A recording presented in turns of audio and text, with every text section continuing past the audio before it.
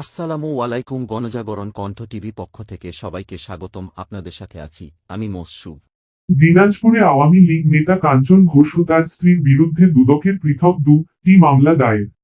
দিনাজপুরে আওয়ামী লীগ নেতা কাঞ্চন ঘোষ ও তার স্ত্রীর বিরুদ্ধে সম্পদ বিবরণীতে তথ্য গোপন করার অভিযোগে দুদক আইনে পৃথক দুটি মামলা দায়ের করা হয়েছে।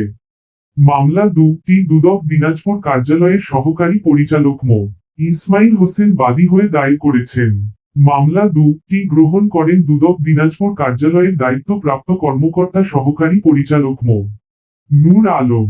সোমবার রাতে দিনাজপুর জেলা দুদক কার্যালয়ের উপপরিচালক মো. আতাউর রহমান জানান, দায়েরকৃত মামলার আসামি জনের বিরুদ্ধে দীর্ঘ সময়ে দুদকের অনুসন্ধানে আয় বহির্ভূত সম্পদ অর্জনের তথ্য পাওয়া গেছে। বিশ্বজিৎ ঘোষ কাঞ্চন 50 দিনাজপুর সদর উপজেলা আওয়ামী লীগের সাবেক সাধারণ সম্পাদক।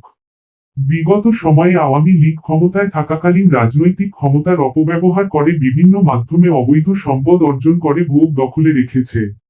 তারা তাদের অর্জিত অর্থের তথ্য দাখিলকৃত সম্পদ বিবরণীতে গোপন করে মিথ্যা সম্পদ বিবরণী দাখিল করেছেন। দুদকের অনুসন্ধানে প্রকাশ পেয়েছে, কাঞ্চন ঘোষের স্থাবর অস্থাবর সম্পদের পরিমাণ 1,10,10,073 টাকা। তার দাখিলকৃত হিসাব বিবরণীতে 9,62,213 টাকা সম্পদ গোপন করে 91,47,860 টাকা সম্পদ উপস্থাপন করা হয়েছে। অপরদিকে তার স্ত্রী চন্দনা সাহা 1,24,46,319 টাকা স্থাবর অস্থাবর সম্পদের মালিক। তার দাখিলকৃত সম্পদ বিবরণীতে 27,71,250 টাকার সম্পদ গোপন করে হিসাব বিবরণী দাখিল করা হয়েছে। স্বামী স্ত্রী দুজনের দাখিলকৃত সম্পদ বিবরণীতে সম্পদের তথ্য গোপন করার অভিযোগের সত্যতা পাওয়া গেছে। প্রাপ্ত তথ্যের ভিত্তিতে তাদের বিরুদ্ধে দুর্নীতি দমন কমিশন আইনে দুদক পৃথক দুটি মামলা করেছে। দুদকের সহকারী পরিচালক মো.